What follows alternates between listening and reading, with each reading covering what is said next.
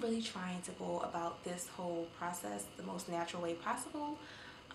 So I'm like, great, my water broke, but I don't want to go to the hospital right away because I want to walk and try to get dilated on my own. I still wanted to stay home and just wait as long as possible, long as. But my mother is like, no, your water broke. You should probably go to the hospital right now because, this is your first child and we just want to be cautious. And I'm kind of like, no, I don't want to go to the hospital. I don't want to go to the hospital. I was able to prolong it for about an hour. And then my mother was like, okay, I really think we should go. So I'm like, okay. And my bags were already packed. I had them in my car from when my contractions started on Tuesday, because on Tuesday when they started, I hadn't had my bags packed. Get to the hospital and I'm still 1 centimeter dilated from last night when I was 1 centimeter dilated. So I'm like, crap. So I'm like, okay, well, I want to get out of the bed and I want to walk around to try to get myself, let my body get dilated. And they're like, well, you can't do that. And I'm like, why not? And they're like, because your water broke. And I'm like, so? And they're like, because your water broke, you're at risk for infection. Okay. And they're like, so you can't walk, or you have to stay in the bed on the baby monitor. At that moment, I knew that this process was about to go downhill for me. I was like, this is going to be a disaster. And I said, well, I'm going home. I'm not going to sit up in this bed all day long on a baby monitor. There's no way I'm going to get dilated. So the doctors are looking at me. I'm looking at them. My mother's looking at me. My daughter's father's looking at them. They're looking at me. And I'm just like, I'm going home. And my mother and my daughter's father are looking at me like, we don't want you to go home. Like, we can't stop you. But so it was a fight to get me to stay. Let me just put it like that. They immediately wanted to start me on Pitocin, which is a medicine that will cause your body to have more contractions, more intense contractions, so your cervix can dilate faster. And I'm like, no, y'all not start me on that, because as soon as you guys start me on that, I'm going to be in so much pain, I'm going to want an epidural. And I'm telling them this. And they're like, well, no, not necessarily. I'm like, yes, necessarily. I know what's going to happen. So I said, give me some time to let my body do it on its own, and then we can talk. I had to fight with these people. So they agreed to it. So the day is going on and I'm having contractions and I'm doing okay. It's all kind of a blur to me right now because it was just such a traumatic experience for me, because it just did not go the way I wanted it to, the way I envisioned. And I know that, that doesn't always happen, and it's fine. Throughout the day, they're still coming in to ask me, you want to start the Pitocin? Do you want an epidural? And I'm like, no. They checked me again at, later on that day, they checked me again. Maybe about 6 hours later. And I'm still 1 centimeter dilated. At 7 p.m., I had there was a new nurse's shift that came on. This particular nurse and nursing shift staff were a lot more lenient with me. The nurse, she was just a godsend. Oh my goodness. So she allowed me to drink water. She allowed me to have ice chips, which before they were not allowing me to have any of that. She allowed me to get up out the bed, walk around the hospital room. I couldn't leave out, but I could walk around the room. And she bought a birthing ball for me, which I also wanted to do to try to help with the contractions. Because when you're having contractions, it's easier to bear them when you're not laying idle in the bed, at least for me. So getting up, walking through them, being on the birthing ball really helped. So I'm like, okay, hopefully this can help me get more dilated on my own. So that went on till about 11 o'clock at night. 11 o'clock that night, they came in again and they said, we want to check you again. I'm like, okay. So they check me again and they tell me, okay, you're 1.5, 2 centimeters dilated. At that moment in time, I lost my mind. I lost it. Because here I am trying to hold out, trying to bear the contractions, trying so hard not to get any Pitocin, any epidural, trying to do this thing, because I'm like, I can do this. And they tell me that I'm still 1 centimeter. I was like, why is this happening to me? So, I gave in. At that point, I gave in. I said, that's it. I can't take it anymore. So they said, we really need to start you on the Pitocin. So I'm like, okay, fine, whatever. Start the freaking Pitocin. Once I started that Pitocin, I really lost it. The contractions were going bang, bang, bang, bang. Like, they were insane. So on top of all of this happening, because of the sickle cell, they had me on the oxygen mask. I had to be on oxygen. They also gave me penicillin through the IV. Had to get that. Then they come in there and tell me, well, we also think we need to give you some blood, some units of blood, because your blood count is low. And we know it is usually low, but you're about to have a baby and, you lose a lot of blood during that process. So we really want to give you some blood. I'm like, are you people serious? So they have to give me another IV in the other arm and give me 2 units of blood.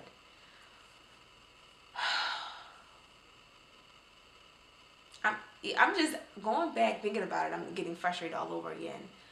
So I'm here I am with 2 IVs in, getting blood here, getting fluids here, getting penicillin in the fluids one, in crazy pain, so not dilated. After they started Pitocin, I'm like in a whole lot of pain, because they're doubling my contractions. My contractions are coming along with their contractions that are coming from the Pitocin. So I said, you know what? Give me the epidural. I can't take it anymore. Give me the epidural. So I get the epidural, and I'm like, okay. I'm so relieved, and I'm like, I'm finally gonna get some relief. I can go to sleep. I just want to go to sleep. I just want to rest. I'm going to get some relief finally. The man who put the epidural in, he's like, give it about 15 minutes and you should start to feel some relief. Give it about half an hour and you'll feel a whole lot better. So I'm waiting. They do the epidural, and I'm waiting, and I'm waiting, and I'm waiting, and I'm waiting, and I'm not feeling any relief. I'm starting to feel a little portions of my legs numbing, but I'm not feeling much relief, and I'm still feeling these crazy contractions. So I told the anesthesiologist, I'm still feeling a lot of pain. And so he's had this puzzled look on his face, and he's like, you really shouldn't still be in pain. So he do these checks. He does his checks to see, if the epidural went in right, and, he's feeling on me here. Can you feel this? Can you feel that? And so after some time goes by, he talks with his colleague. They come in and tell me, well, because you have sickle cell, the epidural didn't work entirely on you like it would on other people. I look at these people and I say to them, shouldn't you have told me that before you put the epidural in? All this time they know I got sickle cell. They know because they're giving me blood, they're putting me on oxygen, they're, whatever. And I'm like, are you people serious? I went through all of that to still be going through labor pains. I was just like, there's nothing I can do. I'm stuck feeling these contractions. I'm stuck. And I just, oh my gosh, it was horrible. It was just a bad experience. And I don't want to scare anyone. This was my experience. And I'm just being real with y'all because this is what happened. They said, because you have sickle cell, the pain opiates in your body are different from other people's. I go through the whole night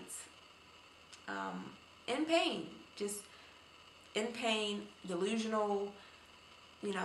Everyone's trying to comfort me. They were great. They were really supportive. But it was just nothing you could do for me. I got a little bit of nap here and there, but what ended up happening was I told them, I said, look, y'all gotta give me something for this pain. I said, the epidural didn't work. It's not my fault. I need something. So she goes, well, we can give you some pain medicine through the IV.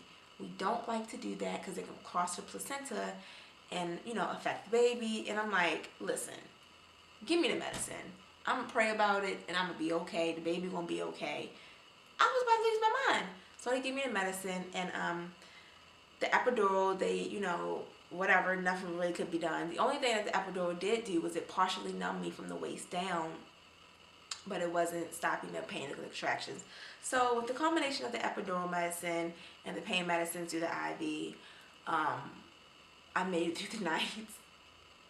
It was rough. It was really rough, but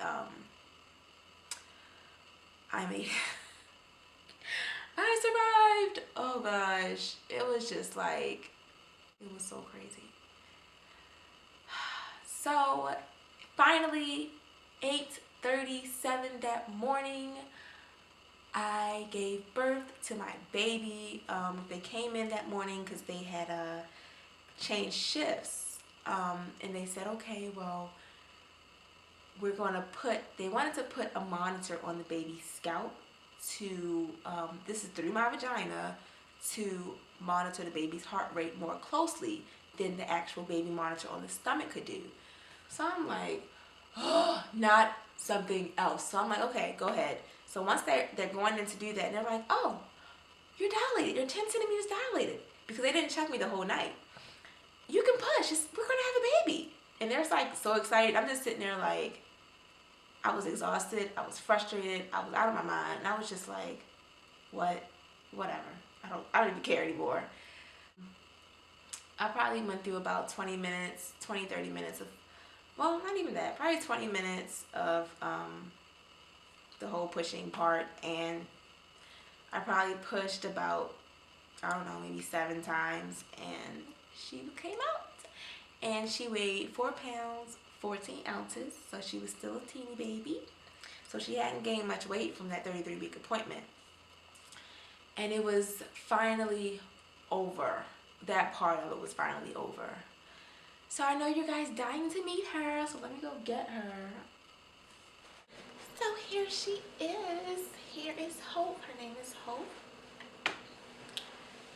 Hi, Hope. She's sleeping, as they do, and she is 6 weeks old. A month and a half. Oh my goodness, little baby.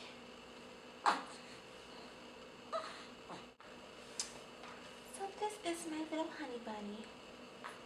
Her head is on. Okay. We're in the house and it's nice and cozy in here, but I still like to have her little hat on so she can be nice and warm. But here she is. Say hi, Hope. Say hi, baby.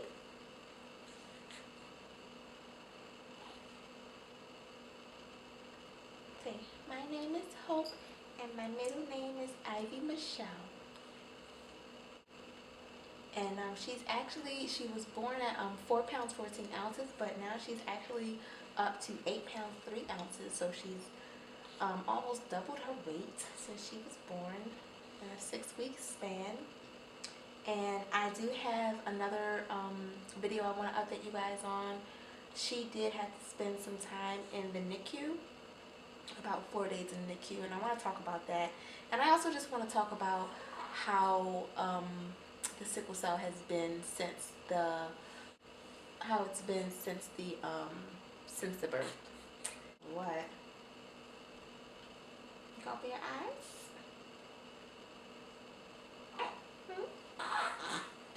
Okay, I'm back, and she's woken now, so I thought I'd bring her back. She just had a bath, so now she's wide awake. Can you look at the camera? Look. Yeah. Yeah. This is the baby. You gonna be good today? You gonna be good? Huh? Don't give mommy a hard time, okay? Oh, yes. With your little fat legs, fat legs, fat legs, fat legs.